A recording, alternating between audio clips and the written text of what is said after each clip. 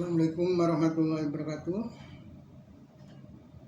Salam sejahtera untuk Anda sekalian. Mudah-mudahan dalam keadaan sehat walafiat dan selalu dalam lindungan Allah SWT, sehingga bisa mengikuti kuliah manajemen operasional pada pagi hari ini, dan mudah-mudahan mendapat ilmu yang bermanfaat. Amin amin ya mujibah sayyidin. Para mahasiswa sekalian, pada hari ini materi yang akan kita bahas masih melanjutkan metode berkaitan dengan pengelolaan persediaan atau inventory. Kali ini yaitu tentang metode material requirement planning atau disingkat menjadi MRP atau gampangnya MRP. Kalau ejaan bahasa Inggris kan MRP, yaitu metode perencanaan dan pengendalian persediaan bahan baku dan produksi dengan cara menentukan apa, kapan, dan berapa jumlah komponen dan material yang dibutuhkan untuk memenuhi rencana produksi. Jadi ini lebih rigid dibandingkan metode yang kemarin yang sudah kita pelajari. Nah, sekarang ini lebih rigidnya di mana? Yaitu berkenaan dalam menentukan apa. Jadi material apa yang akan disediakan dan kapan. Artinya kapan material tersebut disiapkan dan berapa jumlah komponennya. Nah, sampai jumlah komponennya ini dihitung atau ditentukan secara rigid, karena material produksi itu komponennya harus tetap, harus sesuai. Nah, memproduksi hal-hal kecil, misalnya membuat satu masakan. Ini kalau komponennya sudah siap dikerjakan tapi komponennya nggak lengkap, bumbunya nggak lengkap, maka akan menjadikan produksinya ini nggak standar jadinya. Jadi misalnya rendang, selain bumbu-bumbu yang sedemikian rupa, ini biasanya ada bumbu penyedap yaitu daun kunyit. Kalau daun kunyit ini ketinggalan, ini rasanya pasti berbeda. Bagi orang yang lidahnya nggak tajam, ini nggak kerasa. Tapi bagi orang yang lidahnya tajam, loh ini kok rasanya kayak gini. Ini pasti ada yang kurang. Nah, jadi produksi apapun ini harus lengkap. Apalagi ini sebuah perusahaan besar, jangan sampai ada komponen yang ketinggalan. Jadi berapa jumlah komponennya dan material yang dibutuhkan untuk memenuhi rencana produksi. Jangan sampai produksi ini meskipun tidak gagal total, tapi tetap ada kelemahan, ada sedikit kegagalan. Nah, ini bagi customer yang teliti, ini terasa kok produk ini seperti ini. Nah, kata teman Bapak waktu dia kuliah di Australia sekian puluh tahun yang lalu, di kita di Indonesia mobil Daihatsu Chery, itu Daihatsu yang kecil, itu nggak nyaman.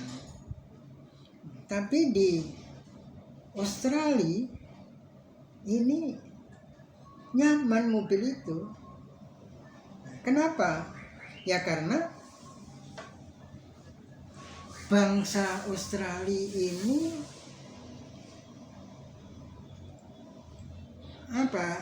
sebagai customer itu kelasnya lebih tinggi dari masyarakat Indonesia.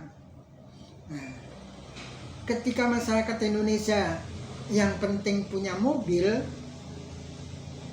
bisa keturutan, ini sudah bersyukur. Tapi bangsa Australia yang sudah lebih maju sebagai customer yang lebih cerdas, nah dia punya mobil atau naik mobil itu harus nyaman. Nah, sehingga produk Jepang ini ketika dijual ke Australia, meskipun tipenya sama, Daihatsu Chery, ini ke Australia dilengkapi dengan stabilizer sehingga nyaman dinaiki. Nah, tapi yang dikirim ke Indonesia, speknya dikurangi, stabilizernya tidak ada, sehingga harganya menjadi terjangkau oleh masyarakat Indonesia. Dan masyarakat Indonesia yang penting ada kendaraan. Dan waktu Chery ini masih baru, ini masih banyak orang-orang kaya di Indonesia yang cukup pakai Chery. Orang-orang yang belum mampu ya nyari mobil-mobil bekas saja. Nah, jadi customer kita masih rendah. Lah, Bapak menjadi yakin ketika apa yang disampaikan oleh teman Bapak tadi, ketika Bapak melakukan perjalanan dinas ke Samarinda. Samarinda itu bandaranya kecil, jadi tidak bisa didarati oleh pesawat-pesawat besar. Akhirnya pesawat besar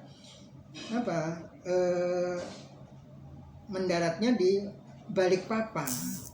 Nah, jadi Bapak turun di Balikpapan, kemudian kalau naik pesawat lagi ke Samarinda pakai pesawat kecil, selain jadwalnya juga jadwal penerbangannya atau frekuensinya itu jarang sehingga menjadi sulit.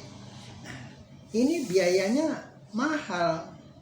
Terbang dari Jakarta ke Balikpapan dengan terbang dari Balikpapan ke Samarinda, tiketnya mahalan Balikpapan ke Samarinda.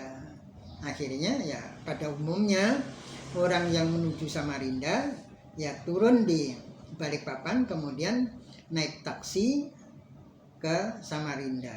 Ini sekitar ya 100 km lebih naik taksi, kemudian mobilnya ya kelihatan mewah. Waktu itu pakai mobil produk Korea, kalau nggak salah Hyundai apa gitu. Nah ini baru Bapak kaget gitu. Nah ternyata naik sedan di Kalimantan kok beda banget dengan naik sedan di Jakarta atau di Jawa secara umum. Nah ini karena apa?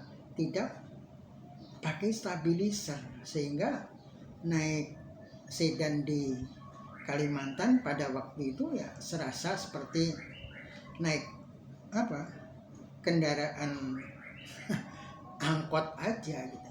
Nah, jadi terutama ketika kendaraan dalam keadaan kencang kemudian belok, ini kerasa ban, kalau belok kiri, ban kiri belakang itu menyentuh spakbor. Demikian juga sebaliknya. Nah di Jakarta atau di Jawa secara umum itu kalau naik sedan kan nyaman, nggak kerasa seperti itu. Jadi naik sedan jarak 100 km lebih rasanya minta ampun, capek sekali. Nah jadi ini karena apa?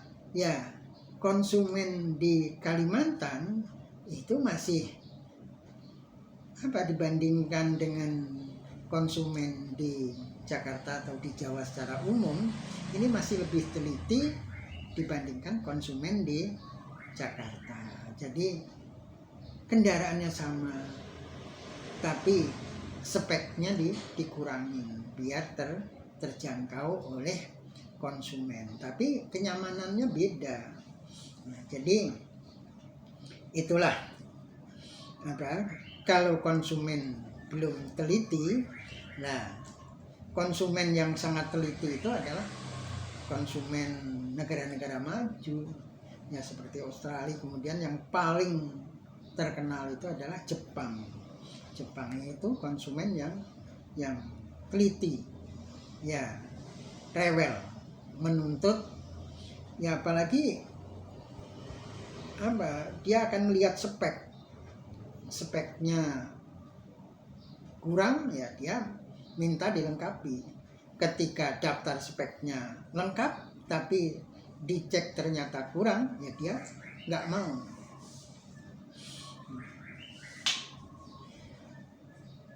Nah konsumen Indonesia itu secara umum kalau dibandingkan negara lain, kita konsumen yang paling nggak tahu ya, tapi akhirnya istilah apa yang lebih tepat, sehingga orang kadang-kadang mengatakan negara Indonesia itu menjadi tempat pembuangan sampah. Jadi produk-produk yang nggak laku atau ditolak di negara-negara lain itu diterima di Indonesia. Seperti kita sendiri kalau ekspor ke luar, misalnya buah-buahan, di luar itu diteliti. Jadi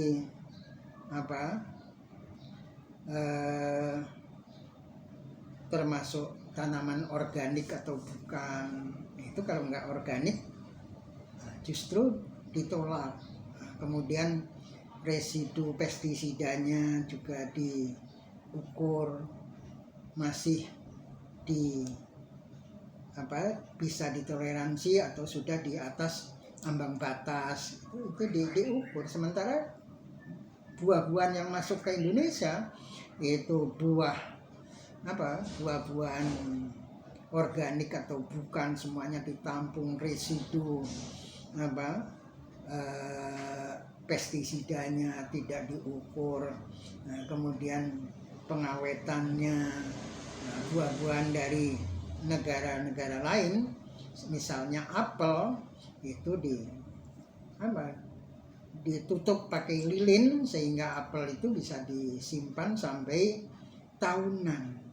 Nah, ini di Indonesia diterima aja. Itulah makanya Anda kuliah, mudah-mudahan Anda menjadi orang yang semakin smart, dan kelak tampuk kepemimpinan itu adalah Anda pewarisnya. Nah, sehingga tahu bagaimana harus menjaga, melindungi bangsa Indonesia, melindungi rakyat Anda. Jangan Anda biarkan rakyat Anda itu ini sudah dikerjain oleh apa oligarki dalam negeri dikerjain oleh kapitalis dari luar negeri. Kita ini babak belur. Tapi menurut MH Ainun Najib, kita memang bangsa yang tangguh. Tapi ya jangan tangguh gitu aja. Nah, kalau Anda misalnya nonton tinju, betapapun tangguhnya seorang petinju, tapi kalau pertahanannya tidak bagus, akhirnya roboh-roboh juga. Nah, jadi ini kembali ke MRP. MRP itu membantu perusahaan menghemat biaya persediaan, melakukan perencanaan yang lebih teliti. Nah, jadi itu kelebihan metode MRP. Jadi menghemat biaya persediaan karena persediaannya sudah dihitung sedemikian rupa, dan memenuhi rencana produksi yang baik. Nah, MRP dapat dikatakan sebagai sistem yang digunakan sebuah perusahaan untuk mengelola, menghitung, membuat data berisi rincian bahan baku. Jadi bahan bakunya ini dirinci sedemikian rupa, jangan sampai ada yang ketinggalan. Kemudian penerapan sistem MRP dapat membantu perusahaan mengetahui jenis, jumlah, dan kapan bahan baku tertentu dibutuhkan untuk proses produksi.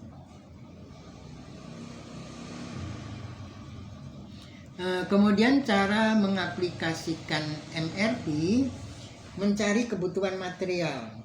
MRP digunakan untuk menentukan kebutuhan material berdasarkan jadwal produksi. Jadi ada produk yang tidak bisa bahan bakunya itu diolah secara berbarengan, harus berurutan. Nah, ini bagi yang perempuan itu justru para mahasiswi ini ngerti, misalnya masak masak puding itu kalau yang mau dibikin berlapis-lapis ini tidak bisa sekaligus. Nah, dibuat berlapis karena apa? Lapisan paling bawah gitu. Diolah dulu, kemudian dituang ke cetakan, ditungguin dingin, kemudian ngolah bahan yang berikutnya.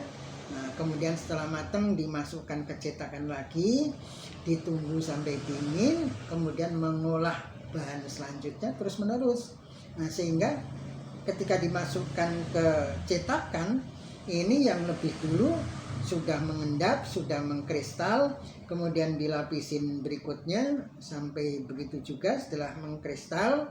Nah, terus dilapis-lapis sehingga bisa berlapis-lapis. Kalau diolah bareng ya campur aduk, warnanya menjadi nggak karu-karuan. Tapi ini bisa berlapis-lapis, apalagi kalau chefnya ini ahli, ngerti tentang gradasi warna yang menarik, ini akan semakin menambah selera makan.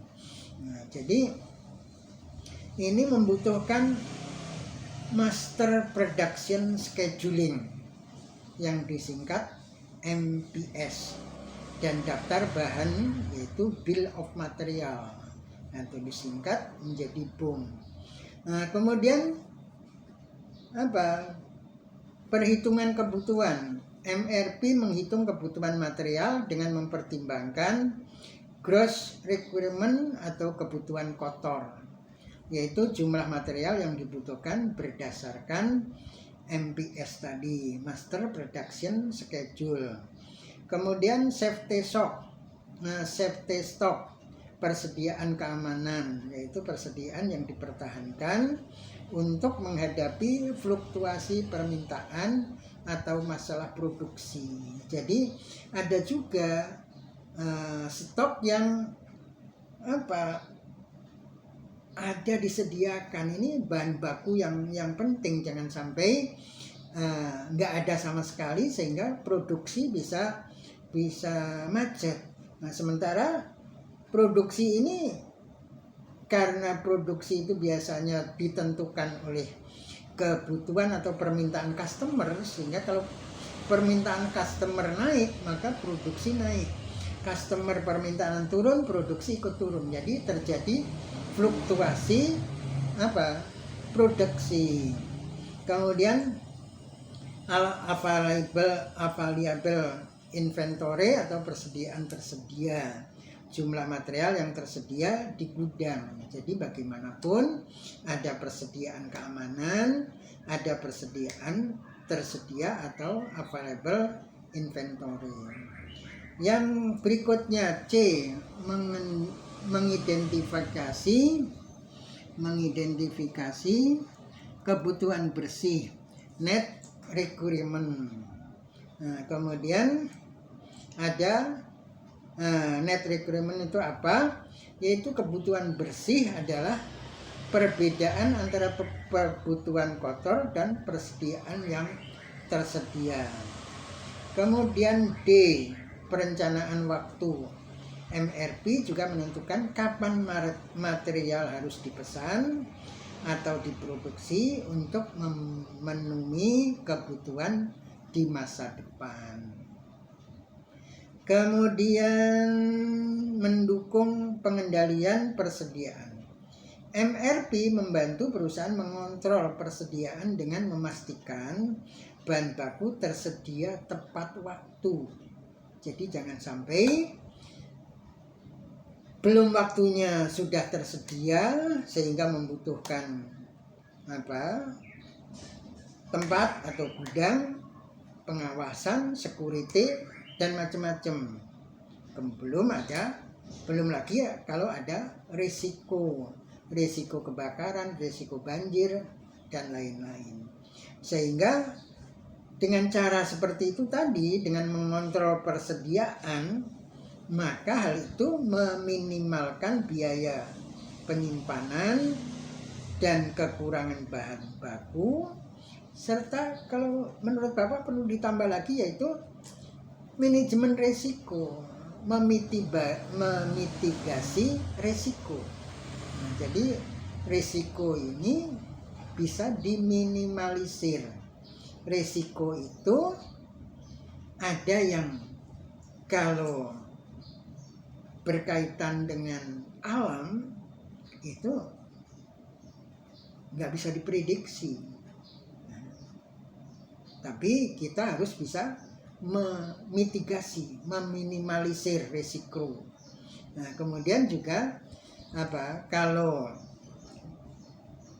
terjadi karena kesalahan manusia, ini sebenarnya juga lebih bisa dimitigasi. Misalnya risiko kebakaran, itu larangan ketat terhadap karyawan yang perokok, karena orang merokok itu biasanya ya selain mengabaikan peraturan, dia merasa merokok itu sebagai hak asasi kebebasan dia. Nah, tapi ternyata ketika berkaitan dengan puntungnya ini yang tidak disiplin di toilet, biasa membuang puntung di toilet, membuang puntung di dalam kamar mandi sehingga menyumbat saluran air. Nah, kemudian nggak ada asbak, di mana-mana dia mematikan rokok. Nah, itu masih mending. Kemudian rokok masih dalam keadaan menyala, dibuang begitu saja sehingga bisa menimbulkan kebakaran. Dan Anda kalau pernah ke Kalimantan, terutama Kalimantan Tengah yang rawan kebakaran karena tanahnya merupakan tanah gambut, itu kalau musim kering orang buang puntung itu dalam keadaan masih hidup, itu bisa membakar tanah yang merupakan tanah gambut. Ini bisa terbakar tanahnya. Nah, jadi ini harus hati-hati, harus menjadi pengetahuan orang yang suka merokok. Nah, Bapak perhatikan orang bule itu merokok disiplin. Bapak pernah punya dosen orang bule, itu kalau merokok nggak mau di ruangan, dia pasti keluar ke teras kemudian merokok di luar. Ternyata merokok itu juga nggak seperti kita. Orang kita kalau merokok kan dinikmatin sampai habis. Nah, dia ternyata misalnya merokok menghilangkan ngantuk, nah, dia keluar ke teras merokok. Berapa sedot dia sudah merasa hilang rasa kantuknya, rokoknya dimatiin, dibuang. Ini kedisiplinan orang bule yang kita harus tiru, karena kita ternyata memang kurang disiplin dalam berbagai hal.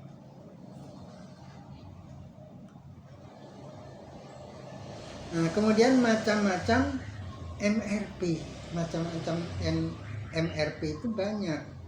Ada lot for lot, LFL. Setiap periode kebutuhan bersih dipenuhi dengan jumlah yang sama, minimal biaya penyimpanan. Kemudian model yang kedua, Economic Order Quantity, EOQ, menentukan jumlah pesanan yang paling ekonomis untuk meminimalkan biaya total, yaitu biaya pemesanan dan biaya penyimpanan. Yang ketiga, Fixed Order Quantity atau FOQ, memesan jumlah material yang sama dalam setiap interval waktu. Itu setiap interval waktu sudah ditentukan, ini memesan jumlah material yang sama. Kenapa seperti ini? Ini tentunya pelajaran atau pengetahuan yang sudah diperoleh dari pengalaman produksi sebelumnya.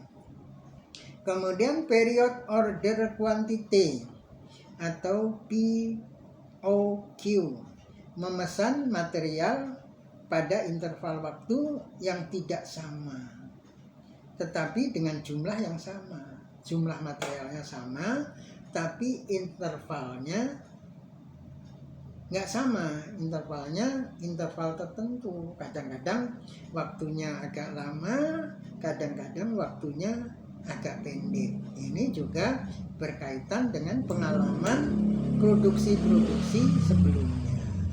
Jadi itulah materi MRP sebagai materi kuliah pada Sabtu hari ini.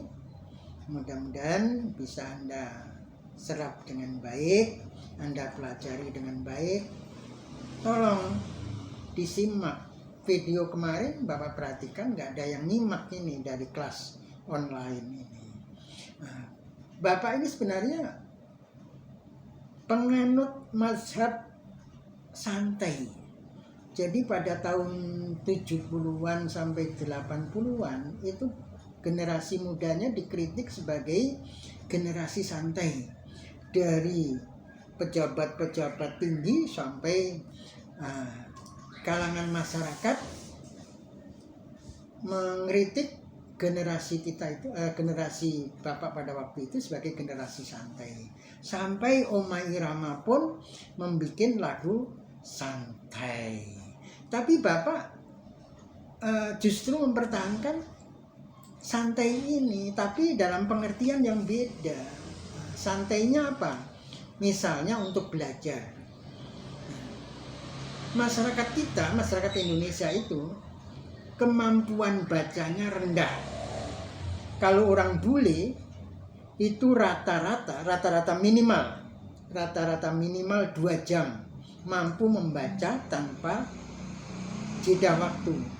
Kalau kita nggak sampai seperti itu. Bapak juga ngakui Bapak nggak punya daya tahan membaca sekuat itu. Maka Bapak ngikut mazhab santai.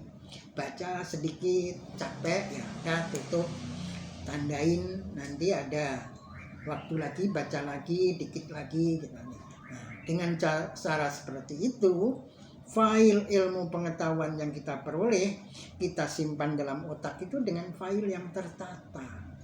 Jadi ini mudah direproduksi karena tersusunnya dengan rapi. Lain dengan Anda baca dadakan menjelang mau UTS, mau UAS, belajar sedemikian rupa bisa menjawab UTS, menjawab UAS, tapi selesai ujian pengetahuan itu hilang. Kalau ditanya, kok sepertinya saya ingat, tapi apa ya? Nah, itu artinya Anda punya pengetahuan, tapi filenya itu tidak rapi naruhnya, sehingga sulit untuk nyari, sulit untuk direproduksi. Kalau Bapak menganut paham santai tadi dalam pengertian belajar juga santai, tapi belajar sesuai dengan kemampuan, tidak secara paksaan sedemikian rupa, sehingga pengetahuan itu filenya tertata dengan baik, mudah direproduksi. Barangkali itu yang Bapak bisa sampaikan pada kesempatan ini. Assalamualaikum warahmatullahi wabarakatuh.